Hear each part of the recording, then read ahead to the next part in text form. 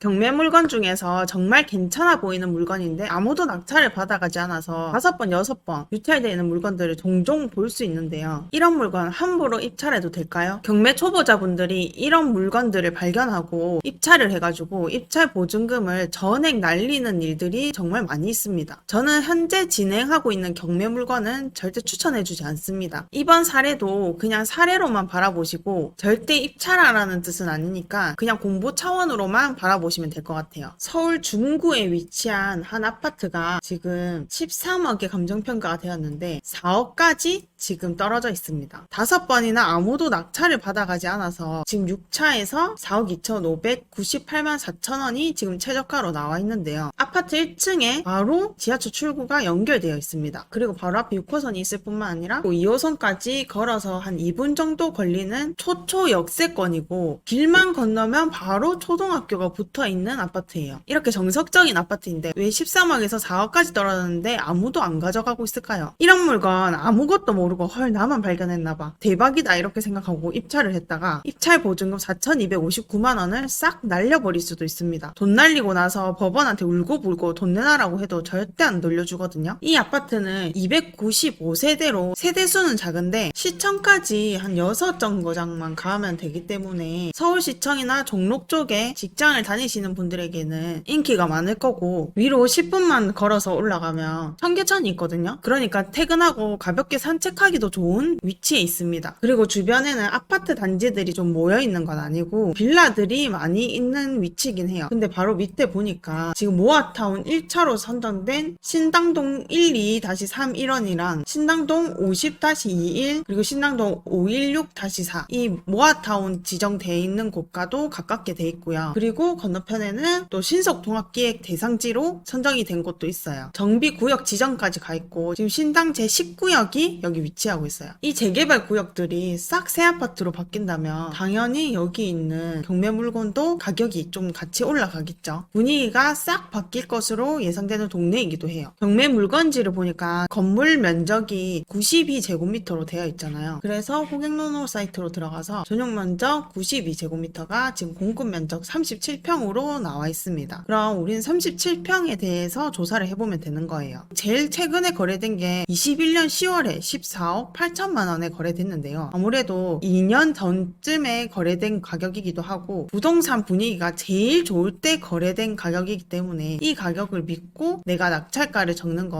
안 되겠죠. 그래서 네이버 부동산에 들어가서 지금 현재 37평이 얼마에 나와 있는지를 확인해 볼 건데요. 37평 눌러주시고 매매를 선택해 줍니다. 네, 매매가 15억에 지금 올라와 있네요. 그런데 이 물건은 호가일 뿐이니까 실제로 거래된 가격이 아니잖아요. 그래서 그냥 참고 정도로만 보시면 됩니다. 호가보다는 실거래가를 좀 더 믿으셔야 돼요. 그럼 이 물건을 봤을 때 최근 실거래가는 너무 옛날 거고 네이버 호가는 그렇게까지 믿을 수 있는 게 아니기 때문에 그럼 어떤 걸 기준을 잡아가지고 우리가 낙찰가를 산정해야 되는지 좀 가늠이 안 되실 건데요. 그럼 이럴 때는 어떻게 가격을 측정해야 되는지 오늘 알려드리도록 하겠습니다. 주변에 있는 아파트들의 실거래가를 확인을 해야 되는데요. 아파트에서 동쪽으로 조금 가보면 대단지 아파트가 위치해 있거든요. 여기 센트라스 아파트라고 있는데 클릭해보고 이 아파트가 최근에 얼마에 거래됐는지도 한번 확인을 해보는 거예요. 이 아파트는 2529세대로 2016년식 아파트예요. 경매 나온 물건은 2014년식 아파트였고 이 센트라스 아파트가 세대수도 훨씬 많고 연식도 좀 더 신축에 가깝잖아요. 근데 경매 나온 물건의 그 아파트의 브랜드가 조금 더 인식이 좋은 브랜드고 또 아까 그 아파트는 6호선이랑 2호선 더블 역세권 아파트였잖아요. 그런 점을 비교했을 때는 서로의 장단점이 있기 때문에 조금 가격이 비슷하지 않을까? 이런 생각을 그냥 가지고 진짜로 그런지 한번 확인을 해보는 작업이 필요한 거예요. 마침 센트라스 아파트 35평도 있네요. 아까 전에 우리가 경매 나온 물건은 37평이었잖아요. 최대한 비슷한 평형을 좀 선택해 주는 거예요. 35평이 가장 좀 가까운 평형이기 때문에 35평이랑 같이 비교를 해볼 거예요. 다행히도 최근에 좀 거래된 가격이 있긴 있네요. 2023년 6월 15일에 17억에 찍혔습니다. 그럼 아까 경매 나온 나온 물건의 가장 최근에 거래된 가격이 21년 10월이었잖아요. 그럼 센트라스 아파트의 35평이 21년 10월에는 얼마였는지를 한번 볼 거예요. 들어가서 35평으로 바꿔주고 21년 8월에 18억 8천만 원에 거래가 되었었네요. 그럼 아까 경매 물건이 21년 8월에 14억 8천만 원에 거래가 됐단 말이죠. 그리고 센트라스 35평이 21년 8월에 18억 8천만 원에 거래가 됐었어요. 그럼 이 당시에 비율을 한번 측정을 해보는 거죠. 경매 물건의 가격과 센트라스 가격을 비율로 나눠봤을 때 한 78%가 나왔습니다. 그럼 센트라스가 23년 6월에 17억을 찍었잖아요. 그럼 이 17억의 78%가 얼마인지를 계산을 해보면 13억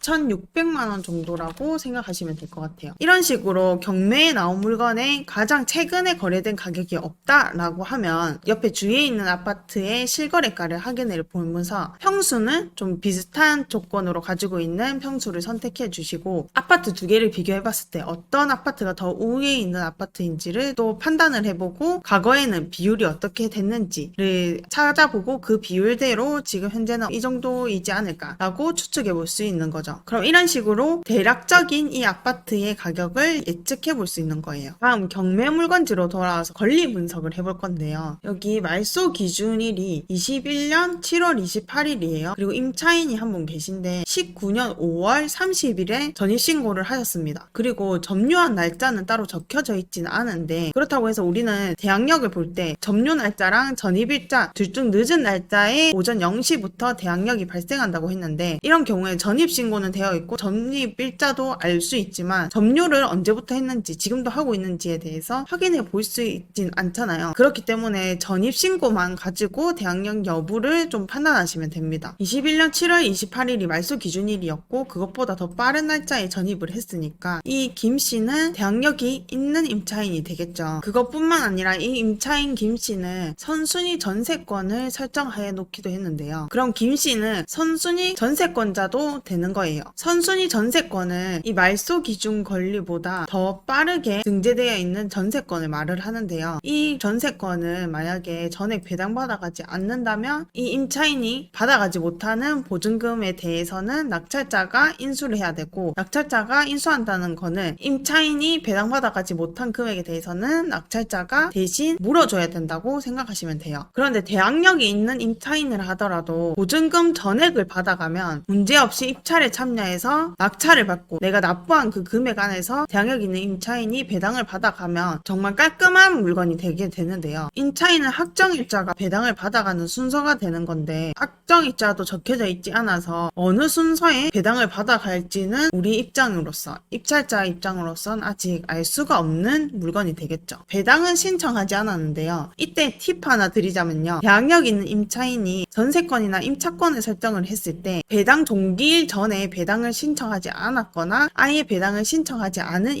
임차인이더라도 전세권과 임차권을 등기한 사실 자체로만 봐도 배당 신청을 했다고 간주할 수 있기 때문에 대항력 있는 임차인이 전세권이나 임차권을 등기를 했다면 배당 신청을 하지 않아도 배당을 받아가게 돼 있습니다. 그런데 이 임차인은 왜 확정일자가 언제인지 알려주지 않았을까요? 이분의 입장으로서는 임차 현황에 대해서 잘 모르게 한 다음 그러면 계속 유찰이 될 거잖아요. 유찰이 많이 되고 난 후에 자기가 매수하기 위해서 이런 전략을 세웠을 수도 있어요. 왜냐면 확정일자만 제대로 적어줬어도 전입일자랑 비슷하게 확정일자가 만약에 돼 있다고 생각을 하면 소유권 다음으로 그 날짜가 제일 빠르기 때문에 제일 먼저 배당을 받아갈 수 있었기 때문이죠. 그래서 방금 말씀드린 방법으로 많이 유찰되게 한 다음에 임차인이 낙찰을 받아가면 어떻게 되는지에 대해서도 알려드릴게요. 이번에 4억 2,600만 원 정도의 누군가가 입찰을 해서 낙찰을 받아간다면 자신의 보증금은 자기가 인수하게 되는 거죠. 그럼 보증금 8억에서 이 낙찰금을 더한 4억 2,600만 원 정도의 이 가격에 적었으면 이 4억 2,600만 원이랑 자신의 보증금 8억이랑 더해서 한 12억 정도의 이 임차인이 이 물건에 대해서 소유권을 이전할 수 있는 그런 방법이 될 수 있어요. 그럼 이 임차인은 한 12억 2,600만 원 정도의 이 집을 샀다고 볼 수 있겠죠. 그럼 이 물건은 어떤 식으로 좀 풀어나가야 될까요? 그래도 임차인의 보증금이 8억인 걸 알고 있는 상태니까 내가 이 아파트를 한 10억에 낙찰받고 싶다 생각이 드시면 10억에서 8억을 빼면 2억이 되잖아요. 그럼 2억까지 떨어졌을 때 낙찰을 하는 방법이 있습니다. 있습니다. 이 임차인은 2021년 5월 29일까지 존속기간이라고 적혀져 있는 거 보니까 지금은 이 해당 아파트에 살고 있지 않을 확률도 클 것으로 보여요. 이런 거는 임장을 가셔서 진짜 그 사람이 살고 있는지 안 살고 있는지를 좀 확인해 보시면 됩니다. 그런데 실제로 임장을 갔는데 이 임차인이 아직까지도 점유를 하고 있다 하면 임차인과 좀 협상해 볼 수 있는 그런 방법도 있을 거예요. 이런 물건은 내가 얼마에 사올 건지부터 정한 다음 얼마까지 떨어졌을 때 그때 입찰을 해야겠다라는 기준을 세우셔야 합니다. 이런 것처럼 만약에 경매 물건에 좀 하자가 있는 물건이다 해도 그래도 정말 가지고 싶은 물건이고 정말 괜찮아 보인다 싶으면 임장부터 먼저 가보는 거예요. 임장을 가면 정말 그 문제가 있었던 그 부분에 대해서 해답을 찾을 수도 있고요. 아니면 막상 가보니까 이 물건 좀 아닌 것 같다는 그런 느낌을 받을 때도 있습니다. 임장 가서 뭔가 이 문제를 좀 해결하면 될 것 같은데 라는 느낌이 오셨다면 예전에 경매로 나왔던 물건들 중에서 좀 비슷한 유형의 물건이 보일 거란 말이죠. 그럼 그 물건에 또 임장도 가보는 거예요. 그래서 지금은 현재 상태는 좀 어떤지에 대해서 한번 둘러보고 어떤 식으로 바뀌었는지도 보고 만약 낙찰자가 실사용 중이다 하면 좀 더 많은 힌트를 좀 얻을 수 있겠죠. 다른 사람들이 어떤 식으로 해결을 했는지를 보고 이 물건을 나도 어떤 식으로 해결을 해야겠다라는 그런 생각을 하시면 됩니다. 이렇게 하는 것 자체로도 엄청난 공부가 되겠죠. 그러니까 정말 마음에 드는 물건인데 조금 하자가 있다 하면 무조건 일단 임장부터 가보셔야 합니다. 그 물건을 어떤 식으로 문제를 풀어나갈 건지 곰곰이 생각해 보시고요. 오늘 영상도 도움되셨다면 구독과 좋아요 꼭 부탁드립니다.